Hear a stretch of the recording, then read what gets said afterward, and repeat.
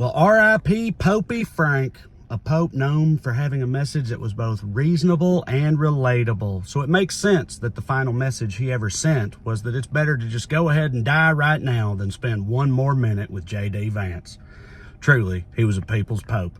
Now, he was the first pope in my lifetime that could make even a godless heathen like myself go, well, you know, as far as popes go, he seems all right, especially considering his predecessor looked like a Sith Lord and grew up in the Hitler Youth. You know, like you could just picture Francis using his hands to bless the poor, and you could just picture Benedict using his hands to shoot purple lightning at a glee club. Like, it was a welcome change, is what I'm saying. But not for everybody, though. Like, the great irony for Francis was that, at least in America, many of our least religious people liked him, and many of our most Christian people couldn't stand him, and both groups felt the way they did for the exact same reason, because he oftentimes did things that seemed genuinely Christ-like, or as the latter group would call it, a bunch of woke bullshit. Yeah, we know there's no faster way to piss off an American evangelical than by emulating Jesus's hippie ass.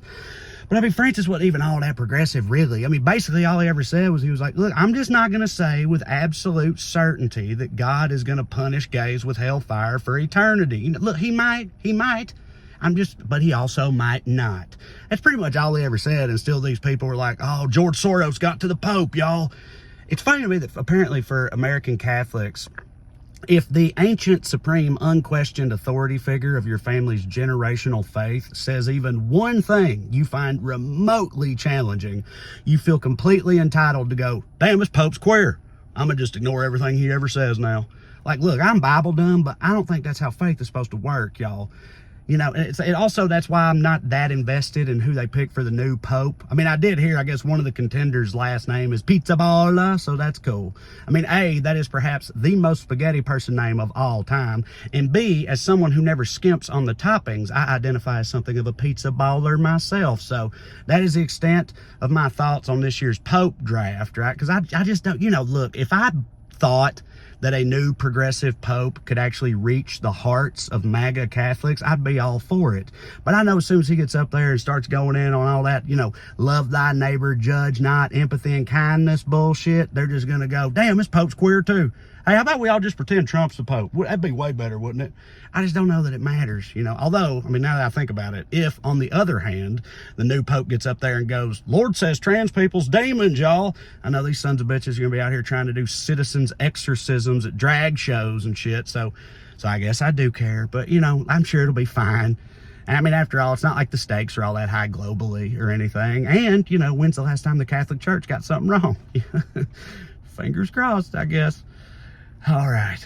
Hey, YouTube, you know, oftentimes it's kind of weird being an internet figure. You'll be shocked to hear not everyone loves me as much as you good people do. And I had a weird experience recently. I got a phone call from a random stranger who was not a fan, and it freaked me out. I was like, how did they get my phone number? It's my personal number. And my wife said, well, they probably just Googled it. I said, what are you talking about? She said, yeah, try it. So I went and Googled my name and address, and I could not believe the contact info that popped up. My email, address, phone number, everything freaked me out, man. I didn't even know it was a thing. And that's why I want to tell you about this week's sponsor, Aura. If you've ever wondered how all these scammers get your phone number and you get all the spam in your inbox and everything, this is how. There's these companies called data brokers. They sell your data. They don't need your consent to do it. They make billions selling your data. And now legally, they are required to remove your info if you ask them to, but they make that very confusing and difficult to do for a layman, and that's where Aura comes in. They handle the hard part for you. That's why I recommend Aura, because you can use Aura to immediately find out how many data brokers have your data and are selling it. You can use Aura to very conveniently block these data brokers from doing so, right? I don't care how tech not savvy you are, Aura's got you covered, all right? That's not all they do. It's all in one digital security. They got, you know, they got fraud alerts for your credit and banking. They got 24/7 monitoring, so you're always on top of it. It's VPN, antivirus software, password manager, everything you need, one-stop shopping. They have available in the U.S. and around the clock customer support. And if something does happen, God forbid, they also have $5 million in identity theft protection insurance. So they got you covered every which way. All right. So if you're tired of feeling ripped off by these scammers selling your data behind your back, then you need to do what I did and try Aura now. Push back on them. That's right. And now you can use the link that I've got on the screen right here, and you can click that link in the description below, and you can try Aura for free. free for 14 days, 2 whole weeks, completely free. And in that 2 weeks and that 14 days, you're going to find out who's selling your data out there, and you're going to put a stop to it, or is going to take care of it for you. All right, I'm not going to leave myself vulnerable anymore, and you shouldn't either. So try Aura today. All right, YouTube, man, we're back. Speaking of, popes and dying and all that stuff, and Jesus, it was Easter Sunday. That's, even my godless ass found that a bit poetic that particular pope died on Easter. That was a good move by God, or him, whoever made that decision. Well, I guess it would be him, since God ain't, it doesn't matter. Anyway, Easter, and it's Easter, which means in this country there's a big egg hunt at our White House. The president every year hosts a bunch of children for Easter, and it's nice, except when the president is a raging narcissist lunatic. So I saw some funny pictures from it. It was Trump. I guess he sat the children down, and he could tell just by looking in their eyes what they so desperately desired. And he sat them down and started showing them all trading cards he has of himself. Yes, trading cards. They have, like Pokemon cards, but they're all just him. They got powers listed and stuff. They could all fight each other, but they would never lose, obviously. But I don't know what's on them. Crazy shit. He's sitting there and he's like, this is the one where, today's the Jesus day, right? Well, this is one where I beat Jesus in a chess match. How about that?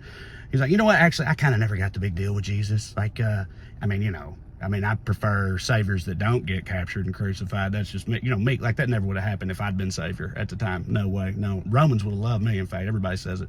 Some of the top Roman people say that Romans would have said that I was like the greatest leader of all time. Like many people are saying this. It's true. But no, Jesus, he's fine. Anyway, also, here's one of me fist fighting the Easter Bunny. That one's fun. Here's where I saved America by dodging a bullet Matrix style and then conjuring a flag out of nowhere, because I have powers. I can do that too. He's just going over all these little things with these kids. Kids are all sitting there like, is there a chocolate rabbit somewhere or something, please, so we could just have what is happening right now. That's Easter at the White House. And the other main thing that happened over the weekend is apparently Pete Hegseth got outed for having yet another Signal app group chat about war crimes, this time including his wife and nanny. I don't know. I know his wife was part of it.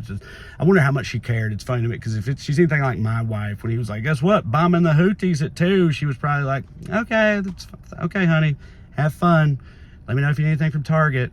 But yeah, just what an absolute dipshit. But Trump is already, of course, dipshits of the feather. He's already come out and in support of him, said they brought it up to him at the White House, and he goes, you talking about Signal? That's old. That's old. And they were like, no, it's not. No, there's a new one. It happens. Like, no, that's old. That's 2 weeks ago. He's like, no, I'm saying it happened again. No, it didn't.